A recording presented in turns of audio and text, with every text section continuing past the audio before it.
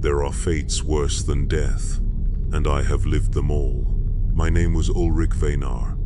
I held the rank of brother captain in the Iron Hammer's chapter, and once I believed in glory. Once I thought that to die in battle was the greatest honor a space marine could know. I was wrong. To live in battle, forever, is a curse that no prayer can lift and no faith can make bearable. They tell me I have been asleep for 73 years. When I speak of sleep, I mean something you cannot understand. It is not the rest of mortals, where dreams carry you to distant shores or memories warm you like a hearth fire. It is the sleep of the dead who cannot die, a void so complete that when consciousness returns, I wonder if I ever existed at all.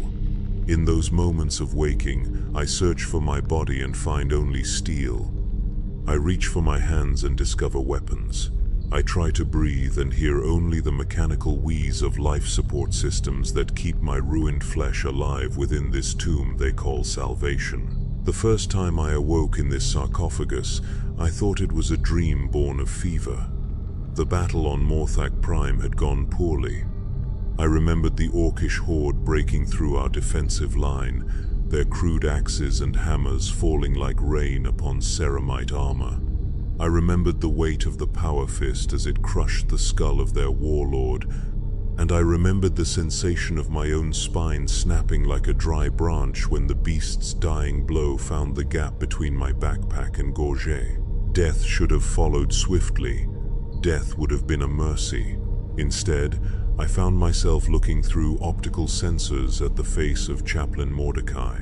His skull-faced helm leaned close to my sarcophagus, and when he spoke, his voice carried the weight of ceremony. "Brother Captain Weinar," he said, "you have been chosen for the highest honor. Your service to the Emperor continues." I tried to speak and heard the grinding mechanical voice that now serves as my own. "What have you done to me?" "We have saved you," Mordecai replied, but there was something in his voice that suggested he knew the cruelty of his words. "Your body was broken beyond the arts of our apothecaries, but your spirit burns too bright to be lost. You are reborn in iron and adamantium. You are Dreadnought." The word fell upon me like a headsman's axe. I had seen dreadnoughts in battle, those towering engines of war that strode through enemy ranks like walking fortresses. I had revered them as I revered the dead heroes whose names were carved in our chapter's halls of remembrance. Now I understood why they moved with such terrible purpose, why their voices carried the weight of epochs. They were not machines of war. They were prisons for the living dead. "How long?" I asked. "The surgery was completed 3 days ago. Your systems are functioning within acceptable parameters." 3 days. I had been unconscious for 3 days, but it felt like centuries. Already, I could sense the gulf opening beneath me, that vast emptiness that would swallow years of my existence. When will I sleep again? Mordecai's silence stretched longer than it should have. "When the chapter has no more need of your service." He did not say never, but I heard it in the hollow spaces between his words. The first battle came within a week. Orc raiders had struck at an agri-world in the Hadrian system, and the Iron Hammers were dispatched to cleanse them. I was loaded into the drop pod alongside my battle brothers, the familiar ritual of preparation made strange by my new form. Where once I had checked my bolt pistol and chainsword, now I tested the targeting systems of my assault cannon and the articulation of my power fist. Where once I had whispered prayers for victory and honor, now I simply existed, a consciousness trapped within a shell of metal and ceramite. The drop was violent, as all drops were, but I felt none of the adrenaline that once made my twin hearts race with anticipation. The crash of impact, the hiss of opening seals, the first breath of alien air, all these sensations were filtered through mechanical sensors and fed to my brain as data rather than experience. I missed the weight of a bolter in my hands, I missed the feeling of my boots striking solid ground. But when battle was joined, I began to understand why I had been preserved. My assault cannon spoke with the voice of the Emperor's wrath, its shells tearing through orcish flesh like paper. My power fist crushed skulls and rent armor with an ease that my mortal form had never possessed. I was death incarnate, an angel of annihilation wrapped in blessed steel. For those brief hours of combat, I felt something approaching purpose. The orcs fell before me like wheat before the scythe. Their crude weapons sparked harmlessly against my armor, and their loudest war cries were drowned by the thunder of my guns. I advanced through their lines with inexorable purpose, crushing everything that dared stand against me. In those moments, I was everything a space marine was meant to be. I was the Emperor's vengeance made manifest. But battle's end, victory was achieved, the Xenos threat eliminated, and the world returned to the embrace of the Imperium. My battle brothers boarded the transport back to our strike cruiser, their voices raised in songs of triumph. I was loaded into a separate compartment, secured against movement, my systems gradually cycling down to standby mode. "Sleep well, Ancient One," said Brother Thaddeus, one of the younger Marines who had fought beside me. He meant it kindly, I think. He could not know that sleep was not rest for me, but a kind of death. As my consciousness faded, I wondered when I would wake again, and what I would wake to find. The second awakening came sooner than I expected. Only months had passed, though they felt like years in the remembering. The chapter was under attack. A Chaos warband had emerged from the warp near our homeworld of Korath, bringing with them the stench of corruption and the promise of damnation. All available forces were mobilized for the defense, and that included me. This battle was different from the last. Where the orcs had been savage but predictable, these Chaos Marines fought with a cunning that mirrored our own. They knew our tactics because they had once used them.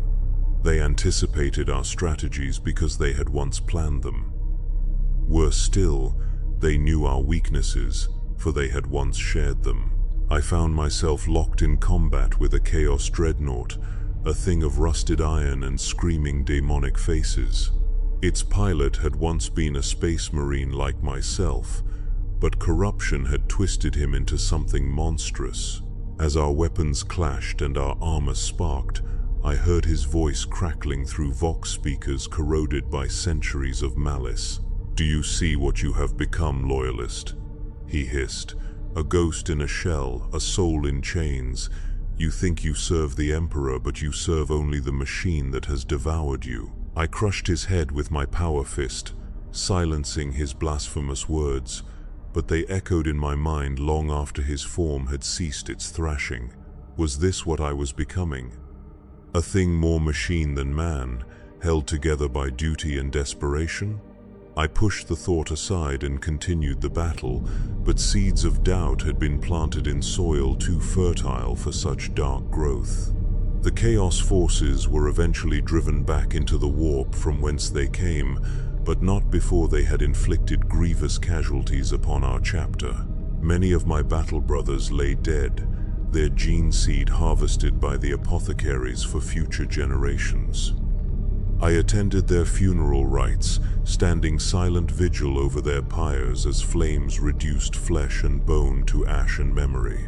Chapter Master Corvin delivered the eulogy, his words carrying the weight of centuries. "These brothers have found peace in the Emperor's embrace," he said. "Their watch is ended, their duty complete. They rest now in halls of honor, where pain cannot touch them and sorrow holds no dominion." I envied them. I envied their peace, their completion, their rest. They had died as heroes, their names to be remembered and their deeds to be celebrated. I would live on, trapped in this shell of metal and ceramite, witness to the slow decay of all I had once held dear. After the funeral, I was returned to the depths of the fortress monastery, to the sacred halls where dreadnoughts waited between battles. The chamber was vast and echoing, filled with dozens of sarcophagi in various states of activation. Some hummed with the quiet power of functioning life support, their occupants lost in whatever passed for dreams among the entombed. Others sat cold and silent, their ancient inhabitants finally granted the rest that had been so long denied them. Brother Ancient Gareth occupied the sarcophagus next to mine. He had been interred for over 4 centuries, and his wisdom was sought by chapter leadership when particularly difficult decisions needed to be made. As my systems cycled down, I heard his voice crackling through the Vox network that connected all dreadnoughts in the chamber. "First battles are always the hardest, young brother," he said, his mechanical voice carrying undertones of something that might once have been warmth. "You still remember what it was like to be flesh and blood. That memory is both blessing and curse. How do you bear it?" I asked. "The isolation? The endless waiting?" "By forgetting," Gareth replied. "Each time you wake, you will remember a little less of what you were before. The human memories fade like morning mist, leaving only the warrior's purpose. It is the kindness the machine spirit grants to those who serve it faithfully." His words should have been comforting, but they filled me with dread instead. To forget what I had been was to lose what little remained of Ulrich Venar. Would I eventually become nothing more than a weapon with a soul, a gun that could think but no longer dream? The prospect terrified me more than any enemy I had ever faced. Sleep claimed me again, and this time it lasted longer. When I next awoke, frost covered my sarcophagus and the taste of stale, recycled air filled my olfactory senses. The chamber was darker than I remembered, many of the other dreadnoughts now cold and silent. I tried to contact Gareth through the Vox network, but his frequency returned only static. "Brother Ancient Gareth is at rest," said a voice I did not recognize. One of the other dreadnoughts had spoken, his sarcophagus bearing honors I did not remember seeing before. "His vigil ended 37 years ago. I am Brother Ancient Matthias. Welcome back to the living, Brother Ulrich." 37 years. I had slept for 37 years, and in that time Gareth had finally been granted the peace of true death. Part of me rejoiced for him, but a larger part felt the cold fingers of fear closing around what remained of my heart. How many more of my brothers had died while I slumbered? How much of the world I had known had changed beyond recognition? "What have I missed?" I asked. "Much and little," Matthias replied. "Wars have been fought and won. The chapter has recruited new brothers to replace the fallen. The Imperium endures, as it always has and always shall. But the details, the faces, the names, these fade with time. Only the eternal verities remain." I was awakened for another battle, though I no longer remember the enemy we faced or the world we fought upon. The campaigns blurred together in my memory like watercolors in rain. Orcs, Chaos Marines, Eldar Raiders, renegade Imperial forces, it no longer mattered. I had become what I was created to be, a weapon in the Emperor's arsenal, pointed at whatever target required destruction. But with each awakening, I noticed changes. The faces of my battle brothers grew younger and less familiar.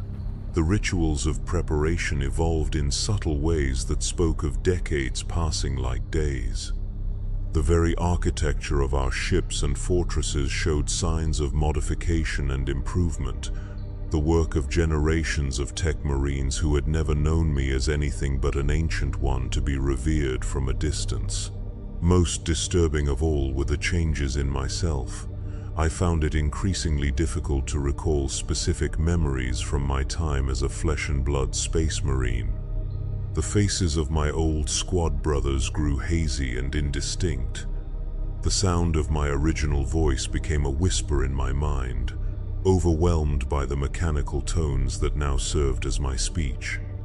Even my name began to feel strange and foreign, as if it belonged to someone else entirely.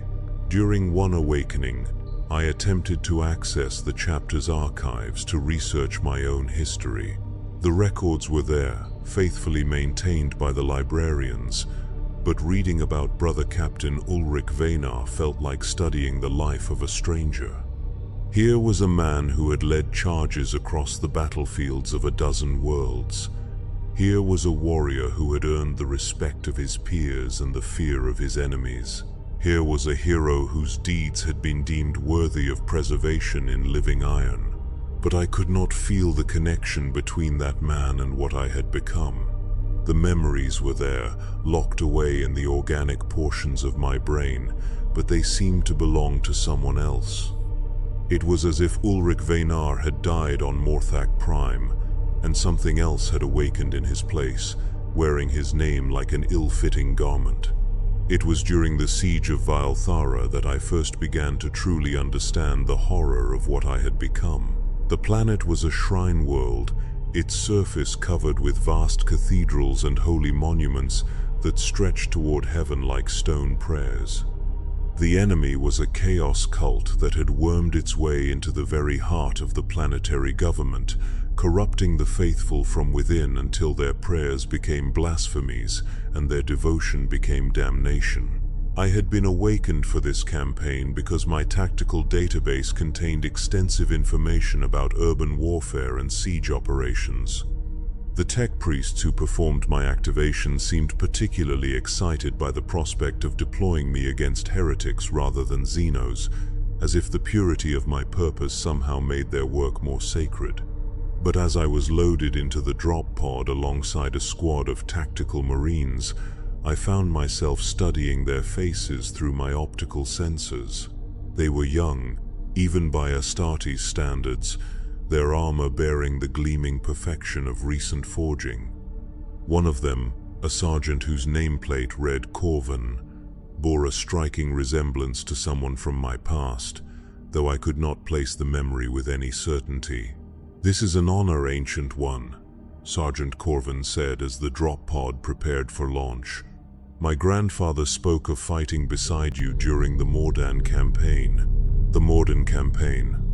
I searched my memory banks for references to that conflict and found detailed tactical reports and casualty assessments, but no emotional context.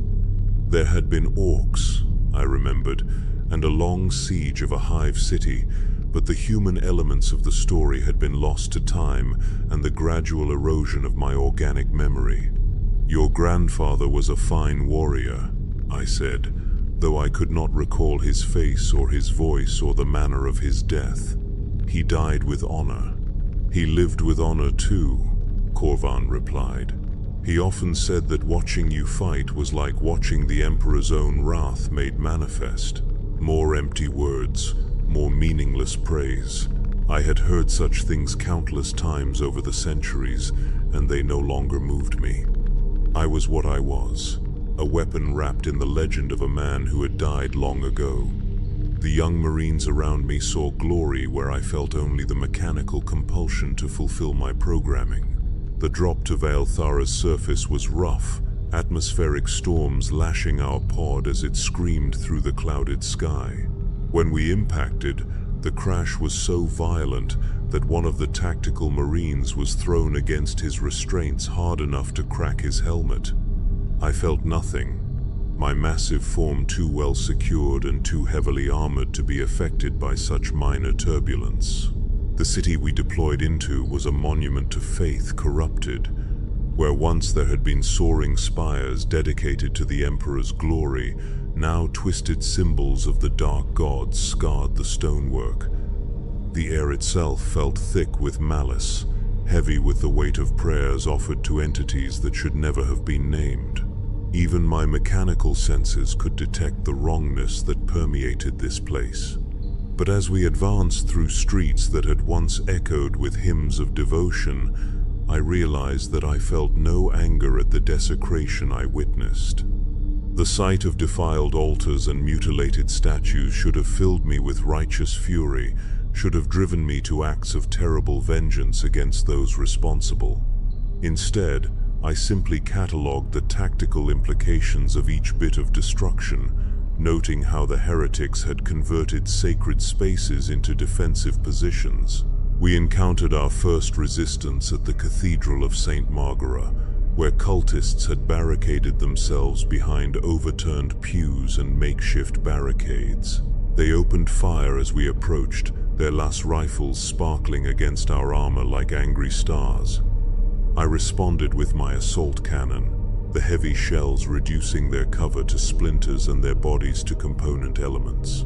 "Advance," I commanded, and the tactical Marines moved forward with practiced precision. They cleared the cathedral room by room, their bolters speaking death to any who dared stand against the Emperor's will. But as I watched them work, I found myself calculating acceptable casualty rates rather than feeling concern for their welfare. Sergeant Corvin took a last round to the shoulder that penetrated the weak point where his pauldron met his breastplate. The wound was not serious by Astartes standards, but it bled freely and clearly caused him pain. In my former life, I would have felt something at the sight of a brother's injury, some flicker of concern or anger at the enemy who had caused it. Now I simply noted the reduction in his combat effectiveness and adjusted my tactical assessments accordingly. "Are you able to continue, Sergeant?" I asked. "I am, Ancient One," he replied, sealing the breach in his armor with emergency foam. "It would take more than heretic scum to stop a son of Korath." Sons of Korath. The phrase stirred something in the deepest recesses of my memory, some echo of pride or belonging that had somehow survived the centuries of mechanical existence. But it was faint, like the memory of a dream, and it faded even as I tried to grasp it. The campaign on Vale-Thara lasted for months.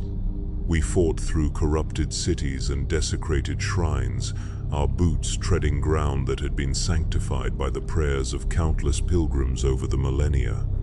With each battle, each victory, we pushed the heretics back toward their final stronghold in the planet's primary cathedral spire.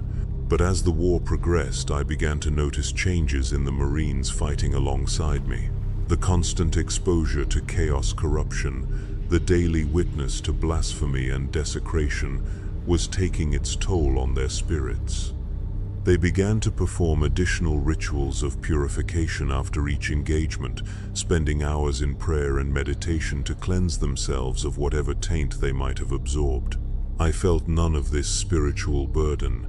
The symbols of chaos that drove my brothers to fury or despair registered to me only as target markers, locations to be cleansed with fire and shell. The blasphemous chants that made veteran Marines clamp their hands over their ears were simply noise to me, audio input to be filtered and ignored.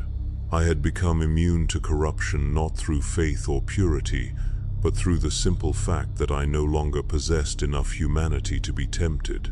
This realization struck me during the final assault on the cathedral spire, as we breached the inner sanctum where the cult's leadership had made their last stand. The chamber was a perversion of everything sacred, its walls covered with sigils that seemed to writhe and pulse in the flickering light. At the center stood a figure that had once been human, now transformed into something that hurt to look upon even through my mechanical senses. The thing that had once been the planetary governor spoke in a voice like grinding metal and breaking glass. "Welcome, servants of the false emperor," it said. "Come, witness the truth that lies beyond the veil of your precious Imperium. See what your devotion has earned you."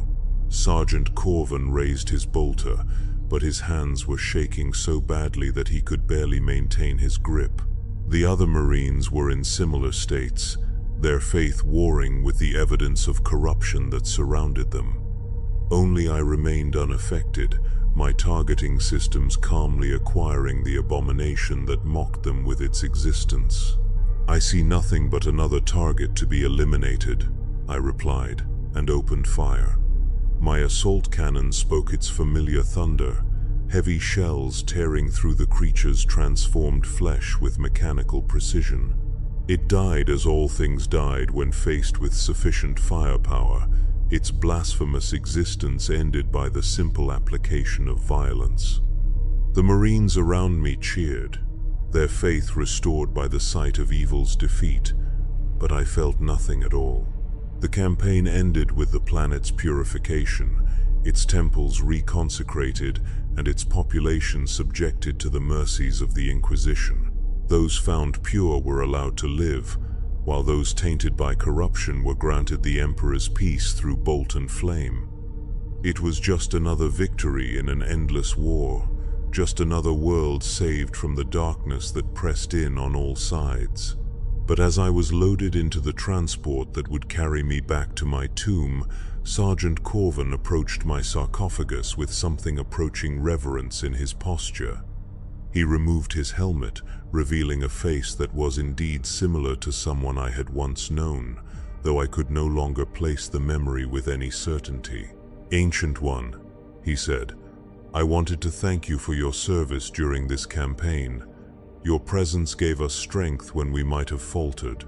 I looked down at him through my optical sensors, this young warrior who had fought bravely beside me through months of horror and corruption. He was everything a space marine should be, brave and dedicated and filled with faith in the righteousness of his cause. He would probably die in some future battle, his name added to the rolls of honor that no one would remember reading. "You fought well, Corvin," I said. "Your chapter is fortunate to have you." He smiled at that, an expression of simple pride that should have warmed whatever remained of my heart. Instead, I found myself calculating how long it would be before that smile was lost forever, before time and war ground him down into just another entry in the casualty reports. "Will you remember this campaign, Ancient One?" he asked. "Will you remember us?" The question struck me with unexpected force. Would I remember? Already, the details were beginning to fade, subsumed into the vast database of tactical information that constituted most of my memory. The faces of the Marines, the specific battles we had fought, the words we had exchanged, all of it would eventually be reduced to dry statistical data unless I made a conscious effort to preserve it. "I will remember," I lied, because the truth would have been too cruel to speak. But even as I said it, I knew it was false. I would sleep, and when I woke, Corvin would be just another name in the archives, another ghost from campaigns that blurred together into an endless parade of violence and death.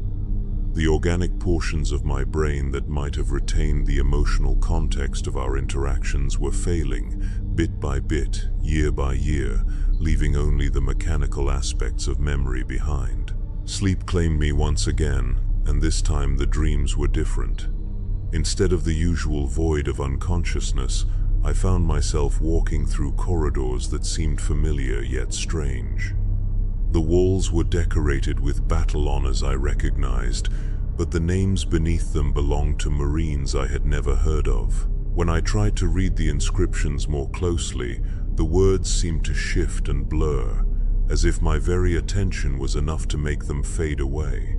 I walked until I came to a chamber I knew I should recognize, though I could not place it in any specific memory.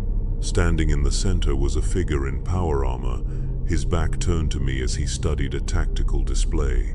When he turned around, I saw my own face looking back at me, but it was a face I had not worn for centuries. "Hello, Ulrich," he said, and his voice was the voice I remembered having before the machines replaced my larynx with Vox speakers. "Who are you?" I asked, though I already knew the answer.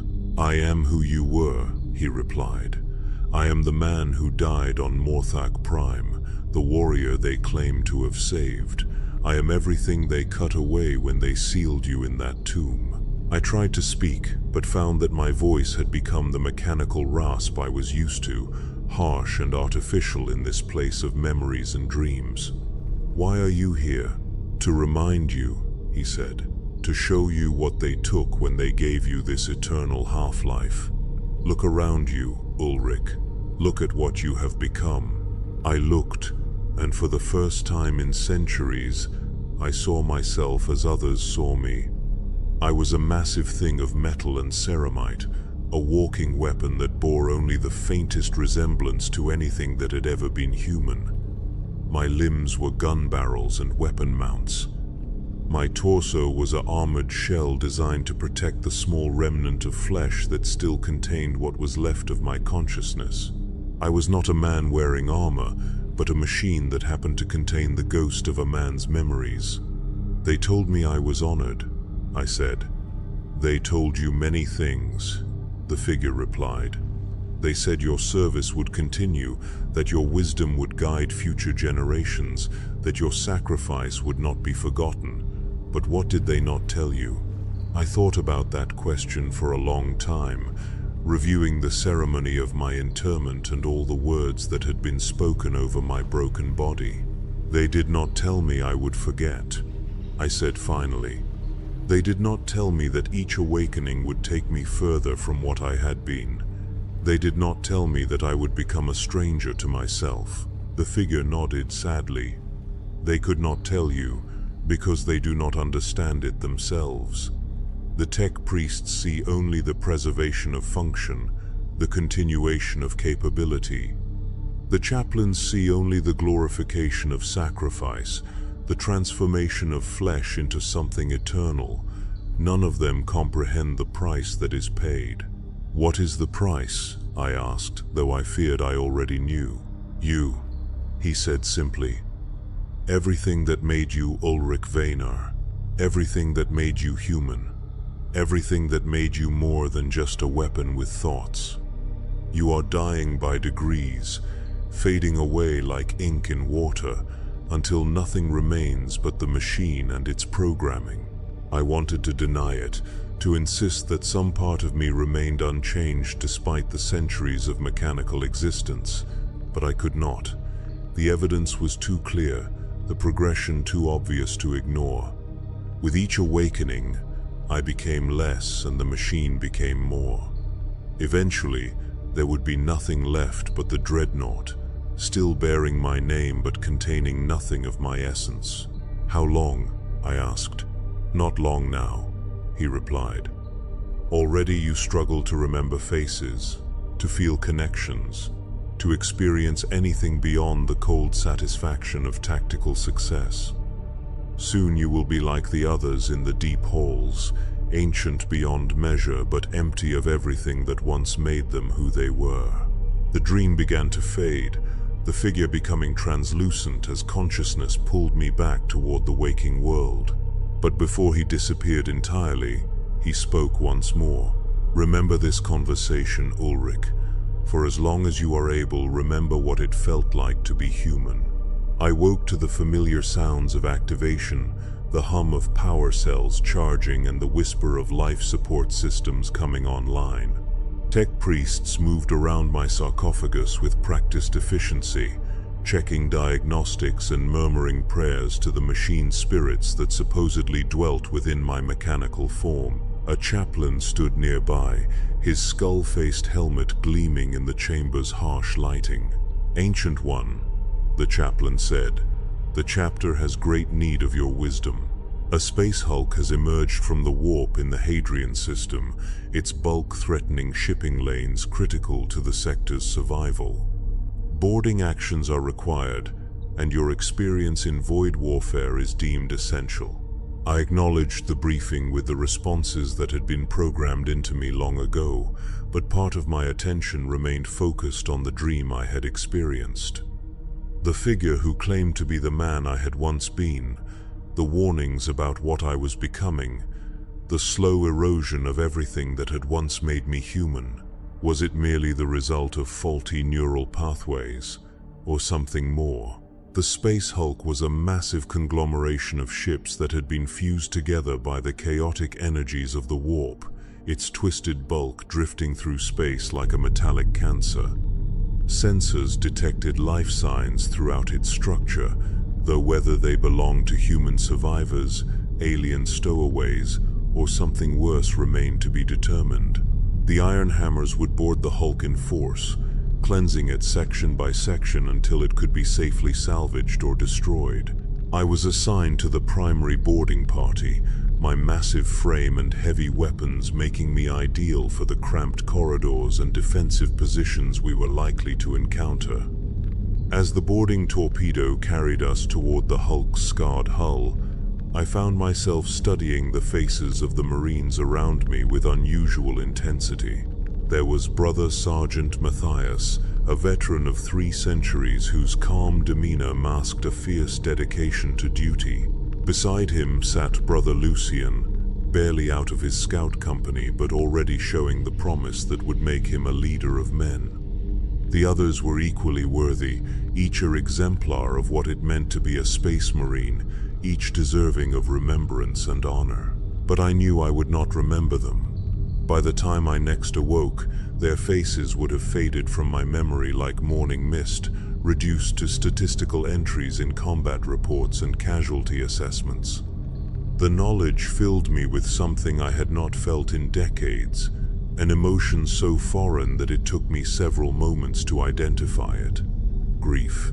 I was grieving for memories I had not yet lost, for connections I would never truly form, for the man I had been and could never be again. The boarding torpedo punched through the Hulk's hull with a tremendous crash, its melter cutters slicing through layers of fused metal and corrupted ceramite.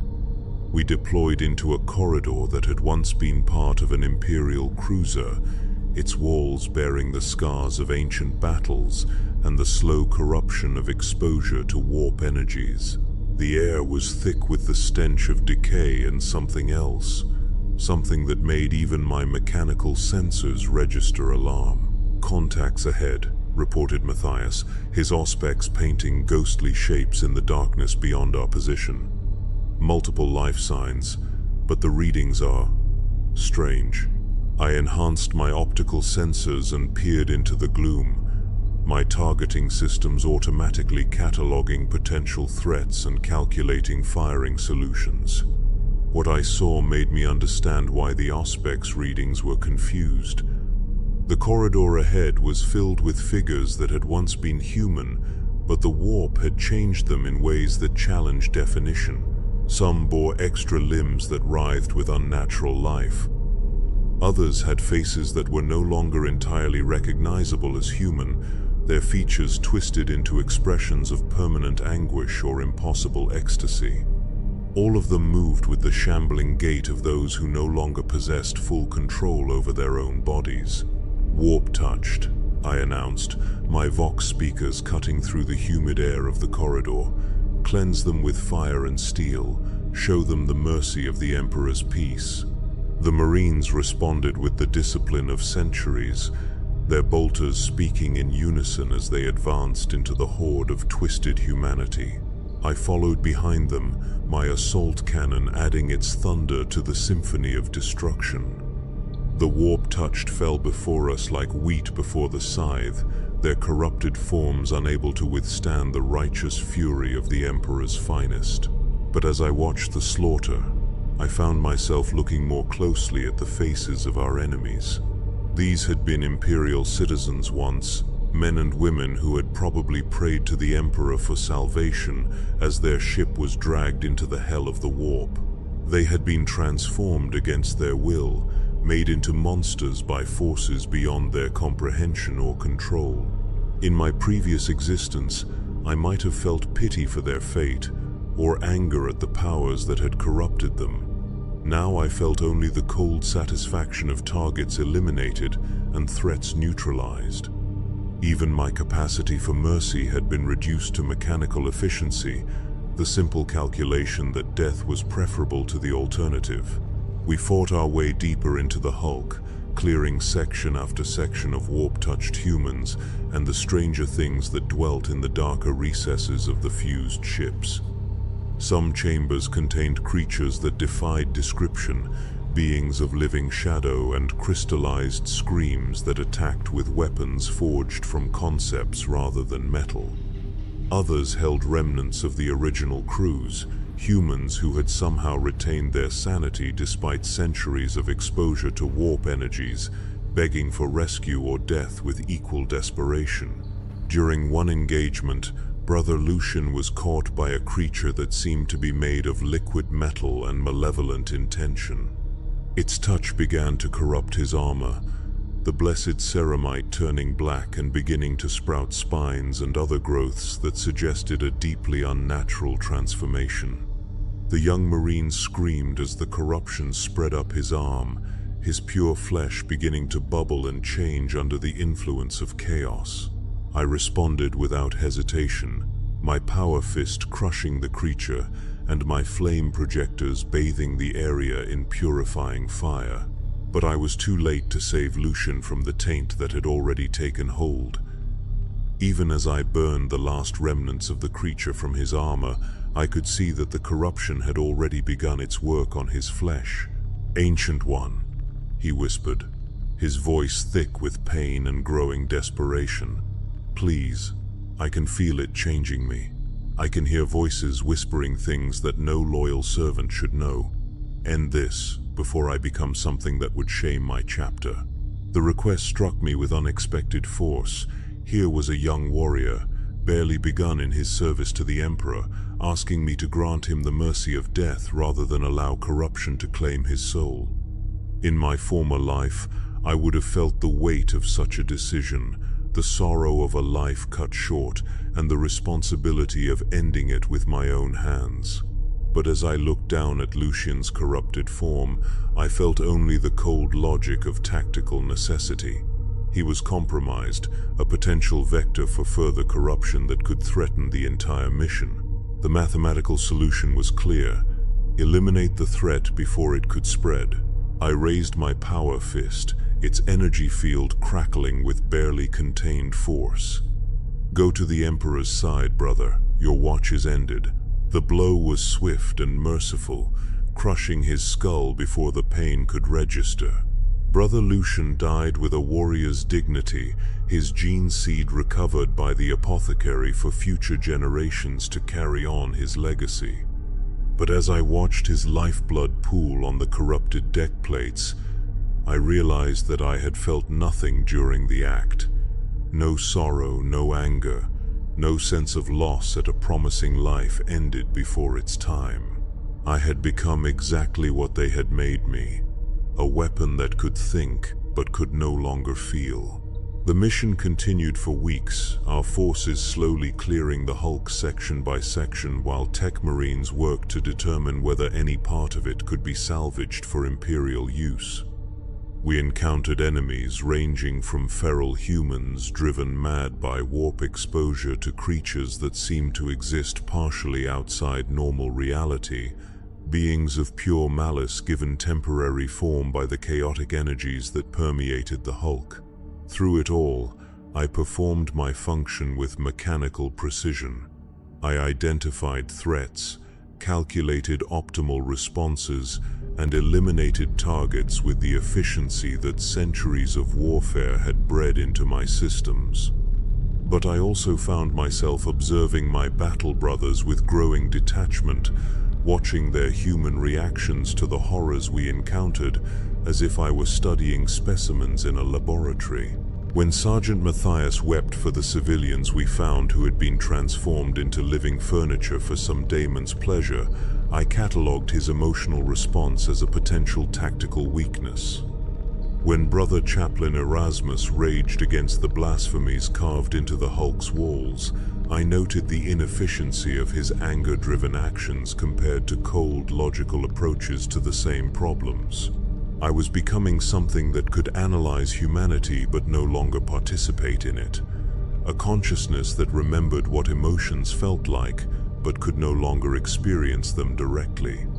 The dream I had experienced began to feel less like a malfunction and more like a warning, a final message from whatever remained of the man I had once been. The campaign ended when we reached the hulk's core, a vast chamber that had once been the bridge of an ancient battleship. At its center sat a figure that might have once been human, though the warp had transformed it into something that existed as much in concept as in flesh. It spoke to us in voices that seemed to come from everywhere and nowhere, offering knowledge and power in exchange for our souls. My battle brothers recoiled from its words, their faith protecting them from the worst of its influence. But I felt nothing at all, neither temptation nor revulsion. The creature's offers meant nothing to me, because I no longer possessed the capacity to desire anything beyond the completion of my assigned objectives. When I destroyed it with a sustained burst from my assault cannon, the creature's death scream contained what sounded like laughter. "You are already ours," it said as its form began to dissolve. "You are already empty, already lost. We need do nothing but wait." The hulk was eventually cleared and sectioned for salvage, its useful components stripped away while the corrupted sections were burned out with purifying fire. The iron hammers had acquitted themselves with honor once again, their battle standards heavy with new laurels, and their casualty reports mercifully light considering the nature of their enemy. But as I was loaded back into my transport sarcophagus for the journey home, I found myself thinking about the daemon's final words. Was I already lost, already empty? Had the slow erosion of my humanity progressed so far that there was nothing left to save? I tried to remember the faces of the Marines who had fought beside me during the campaign, but already they were beginning to fade from my memory. Matthias, Lucian, Erasmus, all of them reduced to statistical entries in my combat database. Their courage, their faith, their individual personalities, all the things that had made them who they were, lost to the mechanical efficiency of my transformed consciousness. Sleep claimed me once again, but this time the darkness was different. Instead of the usual void, I found myself standing in a vast chamber filled with sarcophagi. Each one bore the name and heraldry of a dreadnought, but as I approached them, I could hear whispers coming from within their armored shells. "Remember us," the voices pleaded. "Remember who we were before they made us into this. Remember that we were human once." I moved from sarcophagus to sarcophagus, reading names that meant nothing to me now but had once belonged to warriors of great renown. Brother Ancient Thaddeus, who had supposedly held the gates of Korath against an entire orc warband. Brother Ancient Casimir, whose tactical genius had saved 3 entire sectors from chaos invasion. Brother Ancient Mordian, who had walked beside Primarchs and spoken with heroes whose names were legend. All of them had been reduced to this, consciousness trapped in metal shells, their humanity slowly leaching away until nothing remained but weapons that could remember what it had felt like to be alive. "This is what awaits you," said a familiar voice. I turned to see the figure from my earlier dream, the man who claimed to be who I had once been. But he looked older now, more faded, as if he too was beginning to succumb to whatever force was consuming the others. "How long do I have?" I asked. "Not long," he replied. "Each awakening takes you further from what you were. Each battle makes you more machine and less man. Soon you will be like them, a name on a sarcophagus and nothing more. Is there no way to stop it?" He looked at me with eyes that held infinite sadness. "There is one way," he said, "but it requires you to remember what it means to be human, to feel something beyond tactical necessity and mechanical obligation. It requires you to choose." "Choose what?" "Choose to care," he said simply. "Choose to feel, even if it brings pain. Choose to remember, even if the memories hurt. Choose to be human, even if humanity is what they tried to take from you." The dream began to fade, but his final words followed me into wakefulness. "The choice is yours, Ulrich, but choose quickly, before there is nothing left to choose with."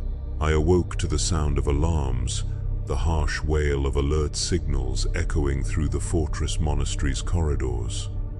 My activation sequence was rushed, tech marines working with desperate efficiency to bring my systems online while chaplains muttered hurried prayers over my weapons and armor.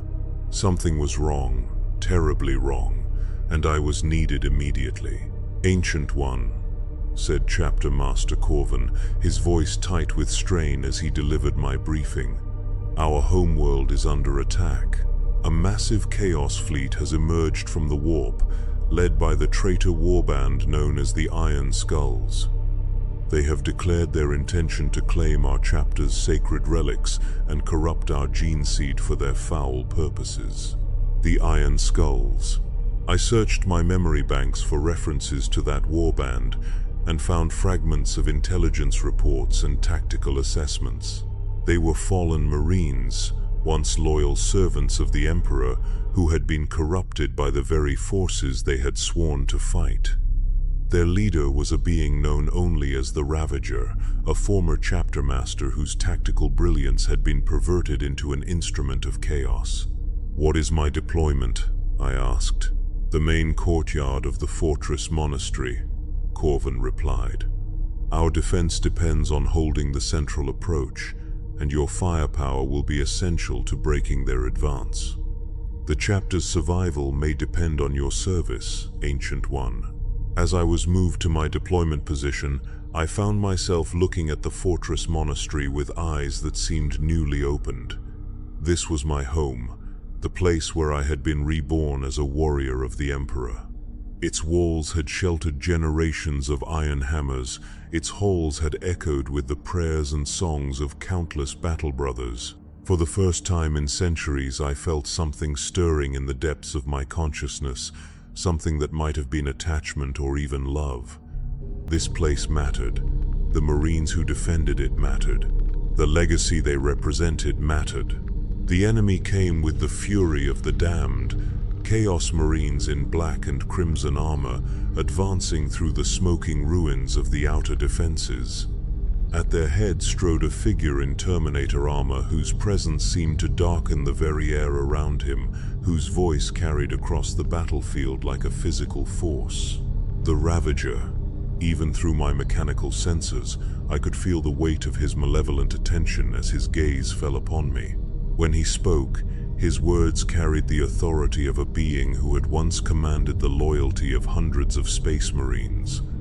"So," he said, his voice amplified by Vox speakers and warp-spawned power, "the famous ancient Ulrich finally awakens to defend his corpse-worshipping brothers. Tell me, machine ghost, do you even remember what it felt like to be alive?" The taunt struck me with unexpected force, not because it hurt, but because it reminded me of my dream and the choice that had been placed before me. I could respond with the mechanical efficiency that had defined my existence for so long, treating this as just another tactical problem to be solved. Or I could remember what it meant to fight for something more than programmed objectives. "I remember enough," I replied, and for the first time in centuries, I meant it. The battle that followed was unlike any I had fought in my long existence as a Dreadnought. Instead of the cold calculation that usually guided my actions, I found myself driven by something deeper, something that might have been called passion. These were my brothers fighting and dying around me. This was my home being threatened by forces that represented everything I had sworn to oppose. I threw myself into the melee with abandon, my assault cannon speaking its deadly song as I advanced toward the chaos lines. Enemy bolter fire sparked against my armor, but I pressed forward, each step carrying me closer to the heart of their formation. For the first time in centuries, I was not just fulfilling my programming, I was choosing to fight. The Ravager met me in single combat among the ruins of a shrine dedicated to the chapter's honored dead. His power was immense, corruption flowing from him like a visible tide that withered the very stone beneath our feet. But as we clashed, I felt something I had not experienced in longer than I could measure. I felt alive, not the mechanical existence that had sustained me for so long, but something approaching the vitality I had known as a flesh and blood warrior. Each blow we exchanged, each moment of desperate struggle, brought back echoes of what it had meant to be human. "You cannot win, corpse machine," the Ravager snarled as our weapons locked together in a contest of pure strength. You are already dead, already empty. You fight for nothing but the memory of what you once were. Perhaps, I replied, and I felt something that might have been a smile in the depths of my consciousness. But that memory is enough. I broke his guard with a move I had not used in centuries, a technique that required intuition rather than calculation, feeling rather than programming. My power fist found the gap in his armor and crushed the corrupted flesh beneath, ending his existence with the same mercy I had granted to Brother Lucian so long ago. As the Ravager died, his followers began to waver, their fanatical devotion shaken by the loss of their leader. The Iron Hammers pressed their advantage, driving the remaining Chaos Marines back toward their landing craft with bolt and blade. The battle was won, the fortress monastery saved, the chapter's legacy preserved for another generation. But as I stood among the bodies of friend and foe alike, I realized that something fundamental had changed within me. The mechanical detachment that had defined my existence was still there, but it was no longer absolute. Beside it, growing stronger with each moment, was something that remembered what it meant to care. I looked around at the Marines who had fought beside me, these young warriors who carried the gene seed of heroes and the burden of an ancient legacy. I saw their faces not as statistical data to be catalogued and forgotten, but as individuals worthy of remembrance and honor. For the first time in centuries, I committed their names to the organic portions of my memory, storing them alongside emotions that machines could not process. Brother Captain Thane, who had led the defense of the Eastern Wall with courage that would have made the chapter's founders proud. Sergeant Maxim, whose tactical acumen had turned the tide at a crucial moment when defeat seemed inevitable. Chaplain Mordecai, whose prayers had sustained the defenders' faith through the darkest moments of the battle. I would remember them, not as data entries in a combat report, but as brothers who had earned their place in the halls of honor. And in remembering them, I would remember what it meant to be more than just a weapon that could think. The years that followed brought new challenges, new wars, new enemies to face and overcome. But something was different now in the way I approached each conflict. The mechanical efficiency was still there, the tactical acumen that had made me valuable to the chapter's leadership. But alongside it was something else, something that chose to fight rather than simply executing programming. I began to take more active interest in the Marines who served alongside me, learning their names and remembering their faces between deployments. I offered counsel to young officers who sought guidance from the chapter's honored ancients, sharing not just tactical knowledge but something approaching wisdom. When battle brothers fell in combat, I felt their loss as more than just a reduction in combat effectiveness. The other dreadnoughts in the deep halls noticed the change, though few understood what it meant. Brother Ancient Theron, who had counseled me to forget my mortal concerns centuries ago, approached me during one of our rare wakeful periods. "You have changed, young brother," he said, his ancient voice carrying undertones of confusion. "You seem different than before." "I have remembered something I thought was lost," I replied. "I have remembered what it means to be human." "Humanity is a weakness," Theron said, repeating the words he had spoken so many times over the centuries. "It binds us to concerns that no longer matter, to feelings that serve no purpose. We are beyond such things now." "Are we?" I asked. "Or have we simply forgotten why we fought in the first place?" Theron had no answer for that, and our conversation ended in the familiar silence that had defined our existence for so long. But I could see that my words had affected him, planting seeds of doubt in soil that had been barren for centuries. During my next awakening, I learned that Brother Ancient Solomon, the eldest of our number, had finally been granted the peace he had sought for so long. His death had been quiet, his life support system simply failing to maintain the spark of consciousness that had endured for over a millennium. The Tech Marines declared it a malfunction, but I knew better. Solomon had chosen to let go, to release his grip on the existence that had brought him only suffering. He had found his own way to escape the prison of flesh and metal that had contained him for so long. I envied him that choice, even as I mourned his passing, but I also realized that I was not ready to make the same decision. There was still too much to remember, too much to experience, too many brothers to guide and protect. The humanity I had reclaimed was fragile, constantly threatened by the mechanical aspects of my existence, but it was mine. I would hold on to it for as long as I was able. The centuries passed, and I watched as the chapter evolved around me. New traditions arose while old ones were forgotten. The faces of my battle brothers changed as generations lived and died, but the essential spirit of the Iron Hammers endured. Each time I awakened, I made the conscious choice to care about what I found, to invest emotional significance in the bonds of brotherhood that connected me to these warriors. It was not easy. The mechanical aspects of my existence constantly pulled me toward the cold efficiency that had once defined my every action. The organic components of my brain continued to deteriorate, taking with them memories and emotions that could never be recovered.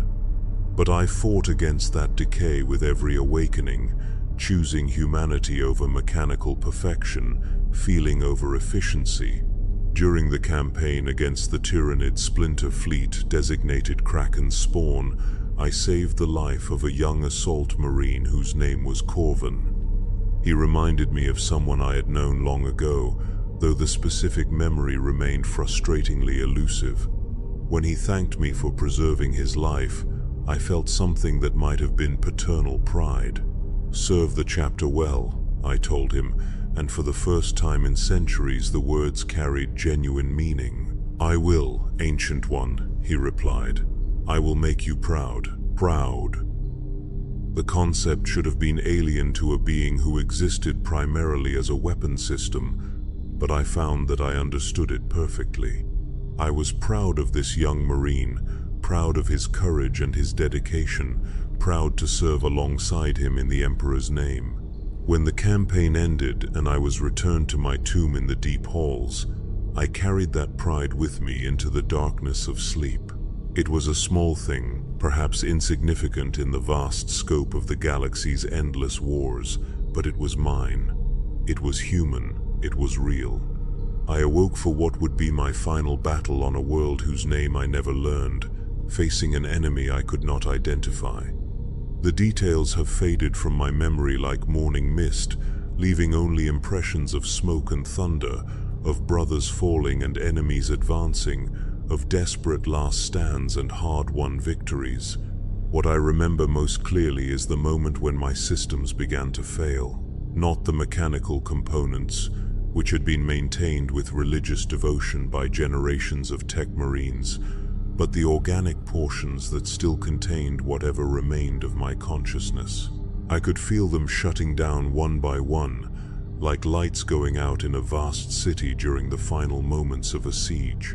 The realization came to me with perfect clarity. I was dying, not the false death of mechanical failure that could be repaired by skilled artificers, but the true death that came when consciousness itself began to fade. After centuries of half-life, I was finally approaching the end that had been denied to me for so long. I could have fought it. The medical systems within my sarcophagus were capable of sustaining my failing organs for years, perhaps even decades longer.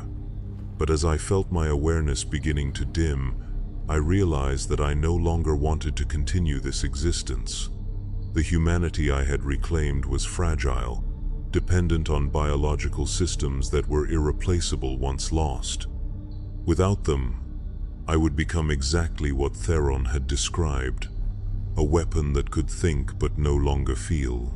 Instead, I chose to let go.